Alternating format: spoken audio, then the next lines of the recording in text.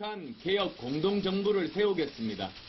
김종인 대표가 어떤 구체적인 역할을 맡겨주는 건가요? 개혁 공동정부 준비위원회에 맡아달라고 부탁을 드렸습니다. 저와 함께 공동정부에 대한 부분들 의논을 하고 싶습니다. 김종인 대표는 저에게 그런 말씀을 했습니다. 안철수는 돕겠다. 문재인 후보가 돼서는 안 된다 하는 공감대를 가지고 얘기를 하시더라고요. 제가 받은 감으로는 당연하지 않고 외곽에서 안철수를 지원한다. 자, 안철수 후보가 김종인 전 대표에게 부탁한 개혁 공동정부 준비위원장, 어떤 역할을 하게 되는 겁니까?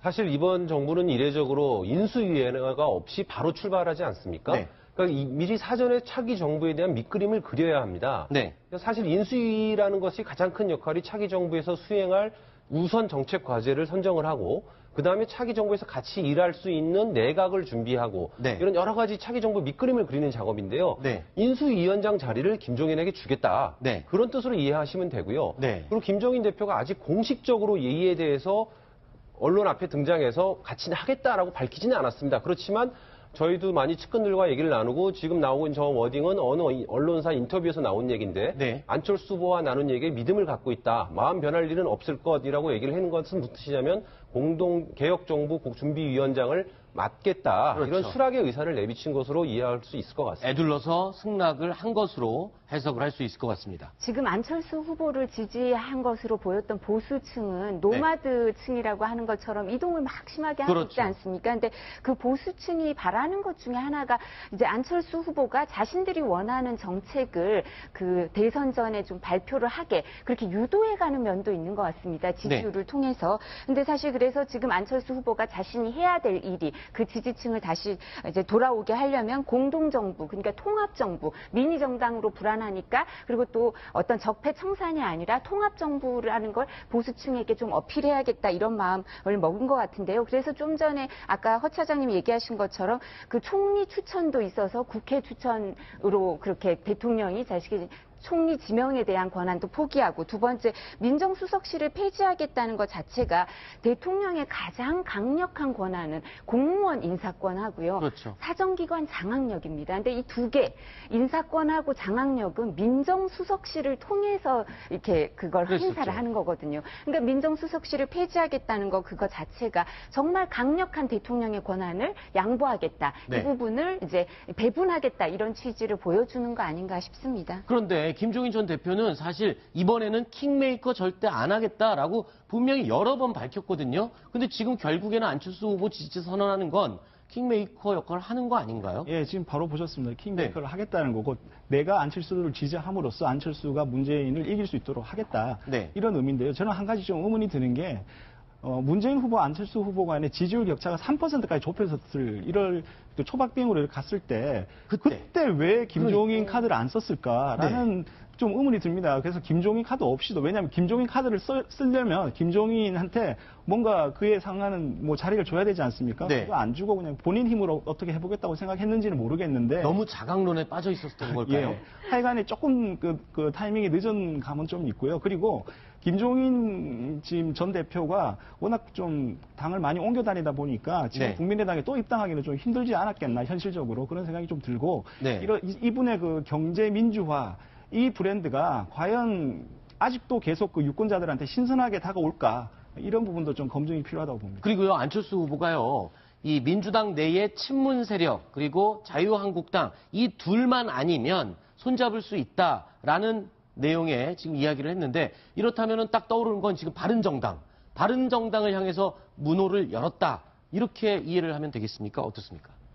지금 김종인 대표를 개혁정부 공동위원장, 준비위원장, 이건 사실상 인수위원장이죠. 네. 그런데 김종인 대표는 입당을 하지 않을 것으로 알려져 있지 않습니까? 네. 당 밖에 있는 분이 차기 정부를 밑그림을 그린다. 여기서 이제 인사도 논의하고 정책도 논의하는 거죠.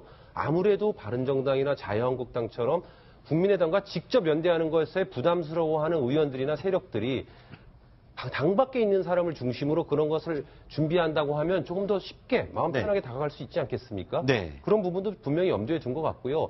국민의당이 지난번에 김종인 대표 영입을 많이 머뭇거렸었습니다. 근데 네. 그때 당시에는 좀 머뭇거릴 수밖에 없었던 게 선거 초기에는 안철수 후보가 가장 역점을 둔 게 20, 30대를 향한 네. 확장이었습니다. 이미 많이 얘기했지만 50대, 60대에서 인기가 많고 20, 30대에서 좀 저조한 지지를 받고 있었기 때문에 네. 김종인 대표를 일찍 영입하는 게 과연 20, 30대 확장에 도움이 되느냐. 네. 그리고 또 한 가지는 박지원 대표의 상황 논란이 있지 않았습니까? 네네. 그때 안 그래도 상황이 있다라고 하는 판에 김종인 대표까지 모셔오면 더 부담스러운 거 아니냐. 이런 의견 때문에 조금 영입 작업에 좀 호흡 조절을 했던 거고요. 네. 이제 마지막으로 오면서 그 절차대로 그 스텝을 밟아 나가고 있는 것으로 보면 됩니다. 우리 패널들께서 김종인 카드를 왜 이제 좀 늦은 감이 없지 않냐 이렇게 얘기하지만 어쨌든 안철수 후보는 김종인 카드를 던졌습니다. 자, 이렇게 되면은 어떤 지지율에 좀 변화가 있을 만한 그만큼의 영향이 있을까요? 마지막 승부수를 던진 것인데요. 네. 이 안 후보의 지지율이 내려간 것은 그만큼 확장성을 발휘하지 못했던 때문입니다. 그렇죠. 안철수 후보를 이야기할 때 가장 두드러지는 것이 확장성입니다. 네. 이 확장성이 그래서 안 후보가 오자 대결 구도에서 약 20%의 지지율을 돼도 양자 대결을 붙여보면 거의 비슷한 대등한 정도의 경쟁력이 나타나는 것으로 분석됐었거든요. 그렇다면 김종인 전 대표를 중심으로 해서 반문연대의 최종 승부처라고 할 수 있는 신호탄을 쏘아 올린 것으로 볼 수가 있겠고, 그렇게 할 경우에 이 반문 정서의 구심점으로서 안 후보가 올 경우 다시 한번 노마드 표심을 옮겨올 수 있을 것이라는 그런 포석으로 읽혀지는데요. 이때 이 양자 대결로 가는 전략적 포석은 이해가 되는데, 그때하고 상황이 달라지니 홍 후보가 지지율을 꽤나 확보하고 있는 상황이거든요. 네. 그렇다면 이 홍 후보의 지지층을 어떻게 가져올 것인가? 이 홍 후보의 지지율 상승 요인에는 대북 안보 이슈를 견인했기 때문입니다. 네. 그러면 대북 안보 이슈만 되지 않고 여기에다가 개헌, 여기에다가 안보, 여기에다 경제 민주화까지 최종 승부처로 승부수를 던져보는 것인데, 문제는 시간입니다. 말씀하신 대로 이제는 이 여론조사에 반영될 수 있는 시간도 많지 않은데다가 얼마만큼 김종인 아껴두었고 꽁꽁 숨겨두었던 카드가 과연 힘을 발휘할지 시간이 문제로 보여집니다. 그렇군요. 수도권 다선 의원들이 아무래도 바른정당이 좀 많지 않습니까? 네. 근데 수도권 다선 의원들은 사실 바른정당의 다선 의원들은 자유한국당으로 돌아가기는 좀 어려운 면이 있습니다. 네. 그래서 이분들 중에 일부는 사실 국민의당에 하고 계속 얘기, 특히 손학규 고문하고 위원장이라고, 상임위원장이라고 네. 해야 되나요? 거기하고 계속 얘기를 일정 부분 하고 있어서요. 김종인 지금 전 대표가 와서 일정 부분 제3지대에서 자리를 잡으면서 위원장 역할을 한다면 바른정당 소속 국회의원들이 단체로 움직이거나 이런 건 불가능해 보이는데요. 일정 부분 개별적으로 접촉을 하면서 움직일 가능성은 있지만, 지금 다른 분들이 말씀하신 것처럼 무엇보다도 시일이 촉박해서 얼마나 많이 효율적으로 이런 사람들이 도와줄 수 있고 지원을 할 수 있을지는 좀 지켜봐야 될 것 같습니다. 네. 자, 문재인 후보가요, 어제 성남 지역 유세를 나갔다가 연예인 한 명을 만났습니다. 누군지 영상으로 보시죠.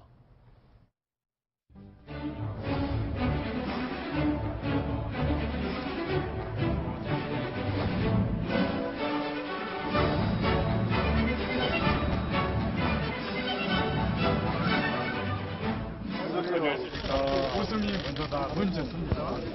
예, 또 이렇게 또 정치가 이런 또 배구의 소재가 되고 하는 게 참 좋아요.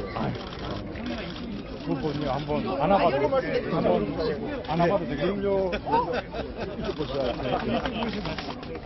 예, 영광이고요. 예, 저는 5년 전부터 문재인 후보님 역할을 하지 않았습니까? 예, 그래서 문재인 역할도 재수입니까? 네네, 그렇죠. 그때는 제니였지요. 네. 우선 많이 선생님 주시고, 예, 알겠습니다. 네, 고맙습니다. 예. 네. 글쎄요, 문재인 후보가 지금 일정 때문에 굉장히 바빠서 TV를 볼 시간이 없을 텐데 저 캐릭터에 대해서 미리 알고 있었답니까? 사실 어떻게 알았을 것 같지 않습니다. 그렇죠. 문재인 후보가 TV 볼 시간도 없고요. 네. 그리고 저 장면이 우연히 만난 건 절대 아니고요. 방송사 측에서 문 후보 측에 네. 같이 출연하는 그런 영상을 좀 찍자. 네. 그런 영상 우리가 저희 아시겠지만 지금 대선 후보들을 패러디한 그런 개그 프로그램을 진행하고 있지 않습니까? 네. 그러면서 다른 후보들도 다 찍었습니다, 이미. 네. 근데 이제 문재인 후보만 못 찍어서 아하. 방송을 못 하고 있다는 거예요. 아하. 왜냐하면 공통적으로 다 나가야 되는데 한 부분이 빠지면 이게 선거법상 논란이 될 수도 있고. 그렇죠. 그래서 사정사정 끝에 이제 일정을 어떻게 맞춰서 오늘 어저께 성남 유세 현장에서 만나서 저렇게 같이 공동 샷을 찍고 이제 조만간 5분의 후보를 다 같이 저렇게 차례차례 만나는 모습이 아마 방송이 될 것 같습니다. 네. 그리고요, 민주당 이 추미애 대표와 금태섭 의원 두 사람이요, 문재인 후보 홍보 영상에 출연해서 아주 열연을 펼쳤습니다. 바로 이 영상입니다. 뭐라고 하는지 하나도 모르겠어. 가! 어디서부터 정책 이야기를 시작해야 할까? 너 가. 가라고. 가란 말이야. 1번 가란 말이야. 문재인 1번 가란 말이야. 알려줘. 문재인 1번 가. 네. 정책은 언제나 목마르다. 지금 여기 문재인 우리 1번 가. 네 분 패널들이 보시다가 지금 뭐 웃음이 빵빵 터지고 계시는데 이놈의 정책. 누구 때문에, 누구 연기 때문에 지금 웃음이 빵 터지셨습니까? 추미애 대표야 아니면 금태섭 의원입니까?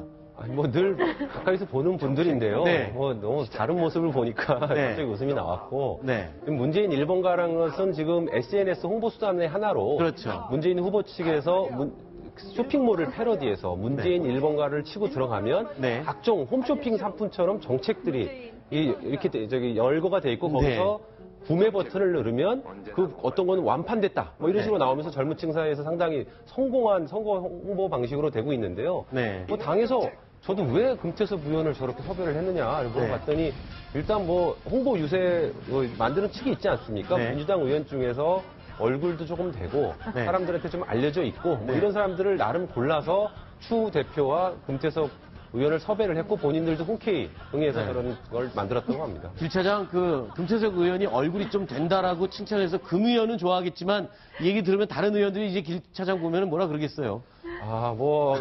금태섭 의원도 상당히 혼남으로 민주당 알려진 사실입니다. 출입이 좀 힘드실 것 같습니다. 예, 알겠습니다.